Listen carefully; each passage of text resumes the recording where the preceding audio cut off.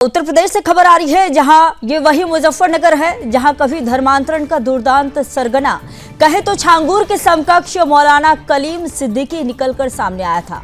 तब पूरा देश हैरान रह गया था, क्योंकि पता चला था कि जिहादी कलीम सिद्दीकी ने बच्चे, बूढ़े, जवान, महिला ही नहीं बल्कि मुख्य बधिरों तक को इस्लाम कबूल करवाया था।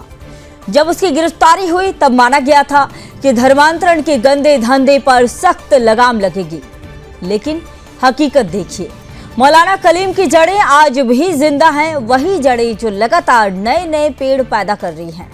और इसका जीता जागता सबूत सामने आया है मुजफ्फरनगर के थाना शाहपुर से। यहां पुलिस ने जबरन धर्मांतरण कराने और हिंदू परिवार की संपत्ति हड़पने वाले गिरोह का पर्दाफाश किया है। इस मामले में 5 जिहादियों को गिरफ्तार किया गया है। सबसे अहम बात यह है कि ये एक नाबालिग को पुलिस ने संरक्षण में लेकर बाल कल्याण समिति को सुपुर्द किया है। दरअसल 27 अगस्त 2025 को पीड़ित ने शिकायत दर्ज कराई थी। आरोप ये था कि गांव के ही कुछ लोगों ने 3 साल पहले साजिशन उसका खतना कराकर जबरन धर्म परिवर्तन कराया। लेकिन जिहादियों की साजिश यहीं खत्म नहीं हुई। पीड़ित की कार, ट्रैक्टर, 100 गज का प्लॉट और करीब 50 लाख की जमीन भी कब्जा कर ली। इतना ही नहीं, 1 करोड़ से ज्यादा की जमीन बेचकर उसका पैसा भी हड़प लिया।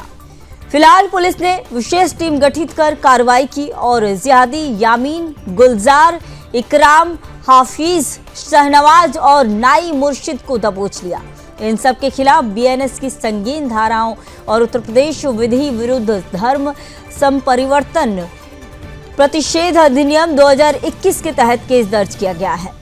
फिलहाल पुलिस गहन पूछताछ कर रही है और जांच उच्च अधिकारियों की निगरानी में जारी है। तो देखा आपने, हर गली हर मोड़ पर आज भी कोई ना कोई मौलाना कलीम या छांगूर पीर जिंदा है, जो हिंदुओं के इस्लामीकरण के मिशन पर दिन रात लगा हुआ है। आपको बता दें कि अभी एक दिन पहले ही सुदर्शन न्यूज के प्रधान संपादक धर्मयोद्धा डॉक्टर सुरेश चौहान के जी ने बिंदास बोल में खुलासा किया था कि अब ऊंटनी और घोड़ियों तक का धर्मांतरण कराने की साजिश हो रही है। उन्हें भी हिजाब और बुर्के पहनाए जा रहे हैं। तो सोचिए, कट्टरपंथ और चरमपंथ की यह हद कहां जाकर रुकेगी। फिलहाल कह पाना मुश्किल है।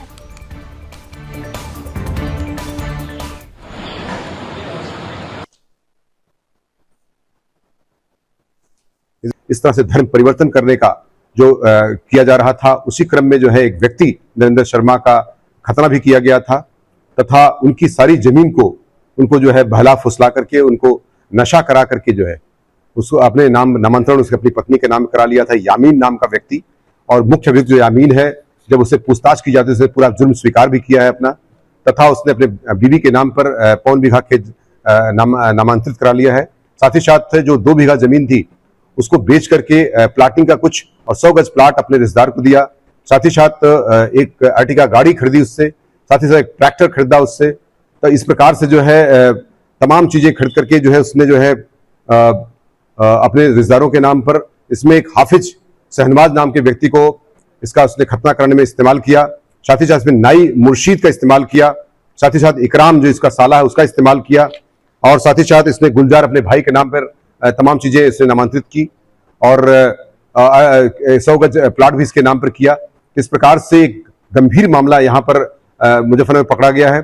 6 लोग गिरफ्तार किए गए हैं।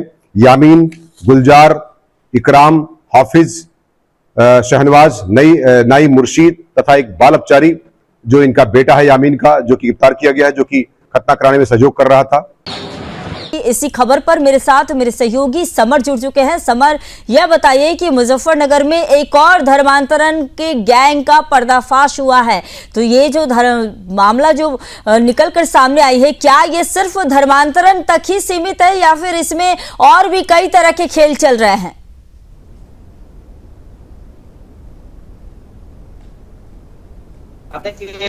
मुजफ्फरनगर जो है, मुजफ्फरनगर एक संवेदनशील जिला है और दारुल इस्लाम का जो मुख्य केंद्र, इस्लामिक शिक्षा का जो मुख्य केंद्र दारुल, उसकी दूरी महत्तर यहाँ से लगभग 25 किलोमीटर है। और उस यहाँ पे मौलाना कलीम सिद्दीकी का जो गैंग यहाँ से पकड़ा गया था, जिसको अब उम्र कैद भी हो चुके हैं, वो भी यहाँ से लगभग 30 किलोमीटर के दायरे में है। और मुजफ्फरनगर पुलिस ने जो ये खुलासा किया है, ये शाहपुर थाना क्षेत्र है, जहां से इस गैंग को पकड़ा गया है, जिसने एक व्यक्ति जो ब्राह्मण परिवार से आता है, नरेंद्र शर्मा जिनका नाम है, उनकी उम्र लगभग 54 साल बताई जा रही है, वो अविवाहित है और उनको इन्होंने इस गैंग ने बहला फुसलाकर अपने चंगुल में फंसाया। पहले उनका धर्म परिवर्तन कराया, फिर उनका खतना कराया और उसके बाद जो है इन जिहादियों ने कट्टरपंथी सोच के गैंग ने जो है उनका खतना भी कराया है। और उसके बाद एक विशेष चीज जो यहाँ पर देखी गई है, क्योंकि अभी तक हमने चर्चा जो सुनी है, देखी है, उसमें यह था कि धर्मांतरण के कार्य में जो है विदेशी फंडिंग होती थी और जगह से फंडिंग होती रही थी, लेकिन यहाँ पर इसका विपरीत है। यहाँ पर हिंदू समाज के जिस व्यक्ति का धर्मांतरण और जिस व्यक्ति का खतना कराया गया है, उसी की संपत्ति को हड़पा गया है। करोड़ों रुपए की संपत्ति को इन जिहादियों ने खुर्द-बुर्द किया है, अपने परिवार के नाम किया है और उसी की संपत्ति का पर ये मजे लूट रहे थे, गाड़ी खरीद रहे थे, ट्रैक्टर खरीद रहे थे और उसी संपत्ति से है जो अपने परिवार का जो है भरण पोषण भी ये जिहादी यहाँ पर कर रहे थे। लेकिन जो समर गिरफ्तार हुए हैं, क्या उनका कोई आपराधिक, इसके पहले भी कोई एफआईआर दर्ज हुई हो, कोई ऐसे जो है मामले सामने आ रहे हो उनके खिलाफ? और साथ ही क्या ऐसा भी है कि किसी कट्टरपंथ संगठन से भी इनके जुड़े हुए हो तार? देखिए, मुजफ्फरनगर जो है, मुजफ्फरनगर के आसपास दारुल उलूम देवबंद जो है वो सबसे नजदीक है, जो इस्लामिक शिक्षा का केंद्र है। वहीं से कट्टरपंथी सोच को जो है बढ़ावा दिया जाता है। इन लोगों का ये प्रथम दृष्टया ये पता चला है कि इन लोगों का वहां पे आना जाना रहा है कि इसमें जो एक मौलाना पकड़ा गया है जिसने इसका धर्म परिवर्तन कराया है, निश्चित तौर पर उसका कनेक्शन वहां से जुड़ा है और उसी की जो है वही उसी गतिविधि में रहकर जो है इन्होंने इनका धर्म परिवर्तन कराया और उसका खतना कराया है। अभी तक जो है धर्म परिवर्तन के जो आरोप लगते रहे हैं उसमें साक्ष्यों की कहीं ना कहीं कमी भी रही है, लेकिन अब की बात ठीक है समर, बहुत धन्यवाद, आपने जानकारी दी।